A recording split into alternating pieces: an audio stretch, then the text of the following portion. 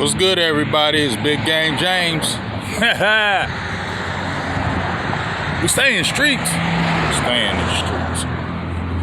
About to get this work day popping. Make the video quick because I'm running that store today all by myself, and it's gonna be crazy busy because I know prom is going on. So I know I'm about to get smacked today. So I gotta get my mind right. But I wanted to make a quick video.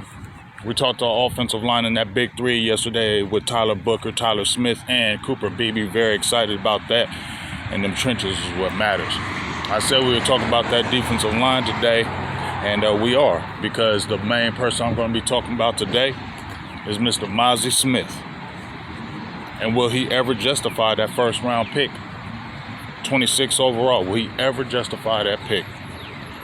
You know what? I want him to justify it. I don't believe he is. I want Mazi to be good, because if he's good, it makes this defense so much better. You saw they just added a couple more defensive ends, particularly Jay Teoa from the University of UCLA, 6'2", 342, Togan. Super excited about him, but he's still a rookie.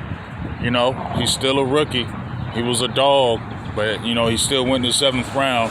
My guy Lance Zerline had him in the 7th round, great, and Dan Brookler had him in the 3rd and 4th, so that's a good thing because Dane be on it. You know what I mean? He's like the guy. You feel me? But let's talk about Mazi Smith. I'm talking about other things. Let's talk about Mazi Smith. This is year 3. You know, they just showed a picture of him posing, flexing. I don't care about all that posing and flexing. I want to hear about him working with white cotton.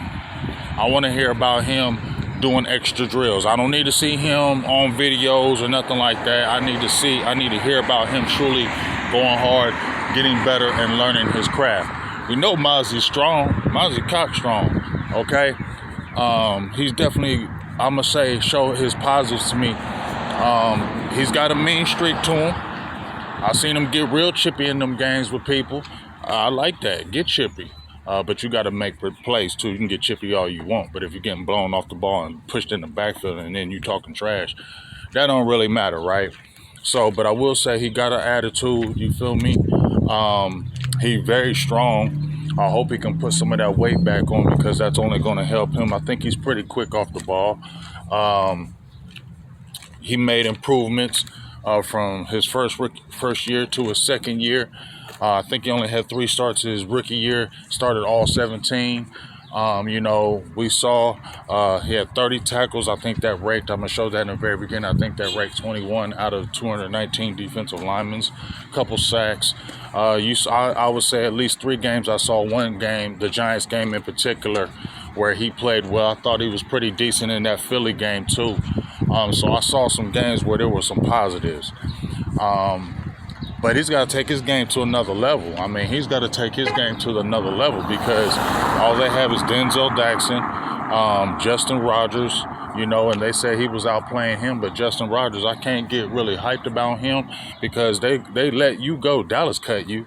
Then I think you were over with the Bengals. They didn't keep you, and now you back over here in Dallas. You've already moved like three times in 1 year. And so when I see that, that tells me you ain't a guy. That says you're a jag. And that says that you really not going to really make an impact on that front line. And Dallas needs impactful guys on that front line. They got it with Booker. They got it with Cooper Beebe. They got it with Tyler Smith. You feel me? They can have it with Tyler Guyton, because you know what, he has potential. So they damn sure can turn up on that offensive line as far as their drafting, but they are terrible, in my opinion, developing these defensive tackles and this defensive line. They can draft an offensive lineman till their face falls off, but they can't do it with the defensive line.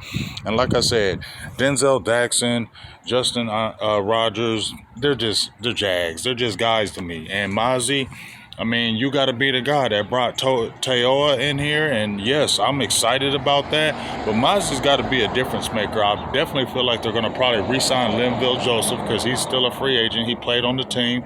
You know, that's a 335 guy. I like Linville Joseph, but he is 36, but I can't trip on that, because that is a veteran stabilitator, and he didn't play bad with Dallas last year. A couple things that frustrated me was, number one, they didn't sign a Calais Campbell. He went back over to the Cardinals for $5 million 1 year. That could have happened. He had over 50 tackles last year and 5 sacks, 11 and a half sacks in 2 years for a 39-year-old guy. He's still doing better than Mazi. You get what I'm saying? Mazi got to step his game up now. There ain't no excuses. Yes, you've been in 3 different defensive systems in 3 years. You got Quinn, you got Zimmer, and now you got Eberflus. I totally get it. And, Eberflus says he's got excitement for him, but I think that's just the status quo to say to give you confidence. Mazi's got to step his game up. Do I believe he's going to justify the first-round pick? I don't believe it. But it could happen. I want it to happen. I'm not wanting it not to happen. But from what I see, you went 26th. I mean, and they say 3 years. I don't know. They said he had pass rushing skills. I seen some of the pass rushing skills when you're in college, but I need impact, dog. I need plays. I mean, you did good with the tackles, but I need tackles for losses. Holding from the point of attack, especially if you're starting and you got Osa beside you. You got to be that guy that can take that double team and not get washed or pushed out the way. You get what I'm saying? And if they got different odd or bare fronts or different odd fronts, you got to be able to, if your job is to get a one-on-one, to get up and get up the field and get that quarterback. You ain't the 342 no more. You like the 315s and the 320s. And they said you had some pass rushing ability. So you got to be able to use that in the one-on-one situations. And if that guard and that center is attacking you, you need to be able to hold that double team, because the great ones can hold that double team, keep their guys free and their linebackers to make play, or they can get that double team, break through it, and make that penetration up that middle, because that's what you want to put on that quarterback. We love the edges. You just drafted a Riziku. You got to have edges for days, but they need to have pressure in that middle, dog, because if that middle does not step his game up, it's going to be a bad thing for the defense again, dog. It's going to get exposed, and it's going to get exposed with these good teams. It's not going to get exposed when you play the Giants again or these bad teams. It's not going to get exposed when you're playing the lower level teams. It's going to get exposed when you're playing them big teams and them teams that got a dominant offensive line, and they're going to be whipping your ass all day because you really didn't build up that front, or your first round pick really ain't that guy. So that's my opinion of it. He got to step up. Mazi got to step up. I'm sorry. From what I've seen, there has been improvement from year 1 to year 2. So I'm going to go ahead and give the benefit of the doubt that there could be some more improvement, but I'm not really putting any kind of stock in it. I'm not expecting anything from Mazi Smith. I'm hoping, but I don't have the expectation, because in my heart, I just don't know about him. And then the last thing I'm going to say, and people got on me about this, about it, when I watched him do the drills, and I just didn't know the effort was there, or is he in tune? We understand that there was some things going on off the field. I don't really want to go into that, but one thing I'm gonna say is this: you don't have to love football when you go in the NFL. Everybody who goes in the NFL don't love some damn football. Like I said, when I coached my kids and I coached youth football, I had some dogs that didn't love football, but their dad put them in it, and because they were so damn good and they just played the game and they dominated, but they didn't love the game. They just did it because I'm good at it. That happens in the league. I get it. But I heard Coach Schottenheimer say that he wants guys that have passion and guys that love the game of football, because when you love the game of football, it takes you a lot further away to be able to get where you want. The guys who really love the game. That's why I said the Tyler Bookers, the Cooper Beebes are going to be all pro type players, because they eat, sleep, drink football. That's all they do, and they want to constantly get better. They constantly want to work on their craft. I didn't hear that from Mazi when he came in. I heard him, I don't even like football. I just like to hit people.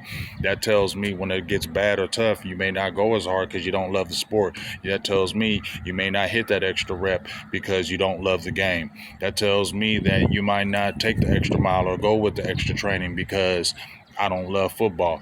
I'm not saying that is happening, but that's what I'm thinking in my brain, because you're not, maybe don't go as hard in the paint or work on your craft as much if you don't love the game. Hell, I love to hit people too. I ain't no big dude. I'm a small dude. Hell, I like to hit people. That's why I box. You know what I'm saying? I like to hit people too. But if I don't have a love for the sport, I feel like guys who love, let's say if I love to hit people too and I'm in the boxing ring, yeah, I can love to hit people. But if I don't really love the sport, maybe I don't go as hard as my craft. And then when I get in there with a dog and I know though I'm a dog, he got a little bit over me because he is training just a little bit harder than me because he loves that sport a little bit harder than me. Hey, how you doing? Yeah, cutie. I love you. How you doing? Got to see a dog. But, that's just kind of my thoughts with it. I hope Mazi takes his game to another level in year 3. Going to need him to. But just from my perspective, I don't feel it. But we'll see. And if it does happen, awesome. But I don't have a good feeling about it, dog. But we'll see. Dallas got to get this defensive line together because if it don't, the warts are going to show again in this season. It's going to show in the worst way against these top teams. Give me your thoughts. Mazi is a bust. Is Mazi ever going to step up? Is Mazi going to take another year for year 3? Because that's what they said. That's the year. Or is he just going to be a flop and they're going to be right back in the draft looking for another defensive tackle? Or is Tayoga going to step his game up and take over Tate? We'll see. Give me your thoughts. Big Game James. I'm out. Peace.